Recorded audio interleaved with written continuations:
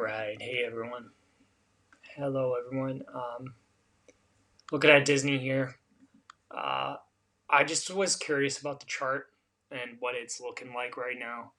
Um, I don't really know exactly why I got curious about it. Oh, you know what? It's because of all the ads that they've been running. I don't know about if you've been seeing them, but I've been seeing a lot of Disney ads. They're kind of trying to sell their travel and leisure products.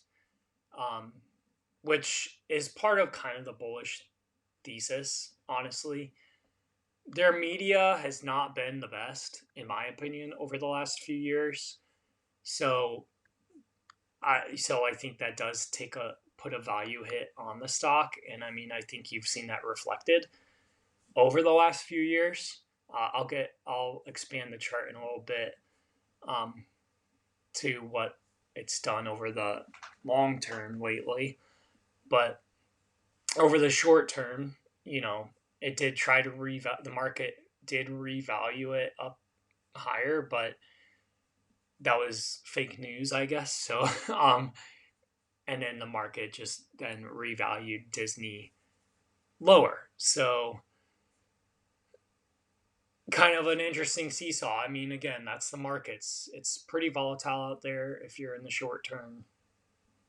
Um, there's not much else to say on that front, I suppose. So, uh, what I would say here, and again, and so like I have the price of sales up right now. Price of sales market pushed it up to a 2.5 price to sales. So that's just the price of the stock divided by all of the revenue coming in for the company. Um, and it's kind of generally the most straightforward indicator of a stock. Obviously, there's a lot of extraneous factors like debt and whatnot, um, and the valuation of assets of a company. Um, but price of sales is kind of the easiest to say. Do I think this company can increase its value? Do I think a company is worth 2.5 times price to sales? And if you said that here, well, you would be wrong at this moment in time because the market then revalued Disney to 1.75 times price to sales at the really low here. Um, so it's just things, one of the kind of simple indicators to think about when you're looking at investments in individual stocks. Again, it's Disney kind of has a short term setup here. Um, Potentially looking at a move to 100 if it continues from there, the momentum. You know, you could get up into a 105 range. So we'll see how it progresses. But I'll take you back. This is the weekly chart now. I'll take you back all the way to where Disney used to be. Yeah, so you got the post pandemic move up here. And again, you can actually see like where this three standard deviation level from that long term moving average I use, 150-day moving average. And if you click on this, you can see where that is. So that blue line is the 150-day moving average. And that translates across. So this is the week 150-day. And then if like I was on the 1 day time frame chart, it would be the 1 day 150-day something, you know. So it translates across time frames anyway. Um, you can see how that was a stumbling block, and it showed okay, well, Disney is pretty highly valued and potentially overvalued here. So if you're like reviewing your portfolio, you could say, oh man, I guess I should take some of my Disney position off because it has reached this three standard deviation. And even if you took it off here, you're a little disappointed about the move $20 higher. But over the long term, it would have paid off for you to kind of let go of some of your Disney here. Again, it's not always perfect. There's other times where, okay, it's there and it moves all the way up. But just as a general theory, it can help you make some decisions. Yeah, so anyway, Disney valued at 6 times sales almost. It's a little rich. It was a little rich, I would definitely say. You can only sell so many theme park tickets and so many hotel rooms. And I would definitely say probably the strongest part of Disney is its travel and leisure uh, segment. And then obviously the market decided, yeah, that's right. You can't value Disney at 6 times sales because and so a bunch of selling ensued, and then you get Disney re-rated down into the two to 3 times sales, and right now we're sitting again just below 2 times sales, and it got as low as 1.75 times sales. So yeah, I mean, it's interesting. And then again, so like, I definitely think you can make the argument here that Disney is worth more than 2 times their sales. I think over history, like, you can see where price to sales ratio is comparatively, and it hasn't been this low since like before the Great Financial Crisis, and then after the Great Financial Crisis. So, so theoretically, it's a pretty decent long term spot. The only thing, and I'm having to re-record this. I didn't like how my last recording went. Um, Trying to be a little more concise here, but the thing that does put Disney in a little bit of a unique position right now, and not necessarily in a good way, is they have $47.5 billion of debt at the moment, which is like a third, I guess a little less than a third of the like company's value. Um, the value being market cap, which is the price of the stock multiplied by all the stock that exists, which is 1.81 billion shares, which is a lot, obviously. So it is interesting. I mean, you you could probably as easily make the case that Disney isn't worth 2 times sales, and you know is more like worth 1 time sales. But I think I think over the long term, it will be proven out that people will still go to Disney. People still like going to the parks. The parks still drive a lot of value. Um, the sports world, I feel like, can keep driving some value for Disney. I know I like ESPN Plus a lot. I watch college soccer on there, which is something you really can't find anywhere else. Um, some of these small market sports, I definitely think there's a potential value creation metric there, that can be exploited and drive some value for Disney. But I definitely think overall their travel and leisure segment will continue to grow. They do have a cruise segment, as I've said, and I said in another video, I'm kind of bullish cruises on the long term. Um, but just for kicks and real quickly, not to make this video too long, but I'd be interested to see so another travel and leisure stock, Marriott. This is one I kind of missed on. Um, I I was being too cute with it, and that's part of the issue with being too short term minded.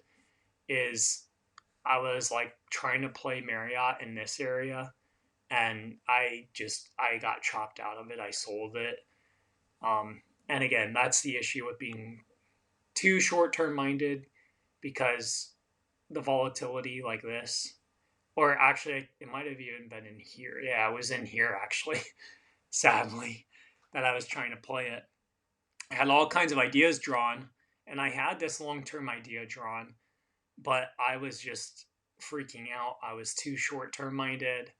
I had too much position size, and I couldn't handle it. And that was obviously a big mistake, because which that's the 150-day moving average. So you can see how this played out here. This is the 1 day chart. Marriott gets that 3 standard deviation kind of extreme move, and then it pulls back down into that 150-day moving average. And then what does it do? Boom, absolutely skyrockets. Um, so the market was just revaluing it here. And then the market said, okay, I've revalued it. And at 2.4 times sales. And then boom, the market takes it higher because, I mean, again, a lot of it's kind of mechanics and whatnot, but it's just easier to say the market decided, whatever reason, boom, we like Marriott a lot, and rushed it up to like 3 times sales. Um, so anyway, again, sorry I'm making this video a bit long, but these are, I mean, everyone likes travel and leisure, so yeah, it's kind of interesting to look at anyway. And you can see Marriott is valued at 3.1 times sales, which is, it's really fascinating. So again, Disney's like 1.97 times sales or something. Marriott is 3.1 times sales. The only business Marriott has is the hotel segment. And then maybe that's parsed up into different things like food and blah, blah, blah. But Disney's a company that has more segments than Marriott, and they've got a strong, arguably, honestly, I mean, it's growing. Again, let's just say that it's growing, but arguably they could pull off just as strong of a travel and leisure segment as Marriott, if not more so. You know, I, you know, I, if not more so. So yeah, let's look at the debt for Marriott. Marriott, again, from a percentage perspective, Marriott has, at, I mean, I haven't done the calculations, so don't don't totally quote me on this, but that, from a percentage perspective, that's probably as much debt as Disney has, you know. And so what makes Marriott 3.1 times sales versus Disney 1.97 times sales? I mean, the market just, it's just evaluation metrics. And again, they're separate businesses. And valued the value of the businesses is sold separately. um, and you can argue Disney over the long term has been already rated at such a high valuation, from a market cap perspective, that it's just kind of a sluggish stock. But anyway, it's interesting to look at. I definitely think you could definitely argue there's room. I got a huge long watch list, so I apologize. Again, it's nice to get those comparisons, and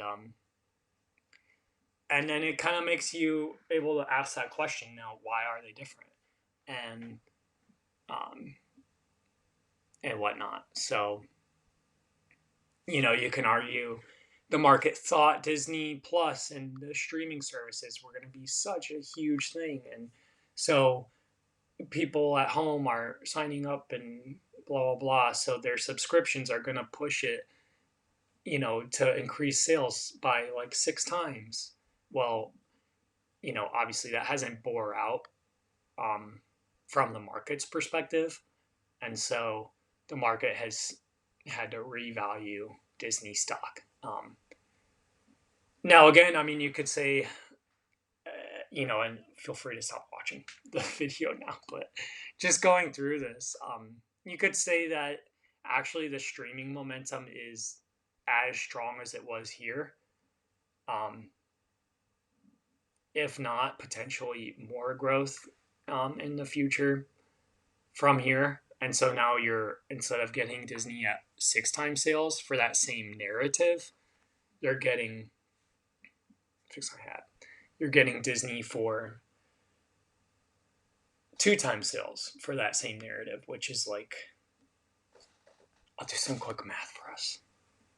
Is that 75% less? 2 divided by 6. 66% less. No, yeah, 66% less cost for the same exact narrative that was here. Now, again, do I think Disney's had the best media over the last few years? No, I don't really think some of the movies they've released in the past have been that great. Like, mainly when I talk about that, I'm talking about like their live action remakes of some of the classic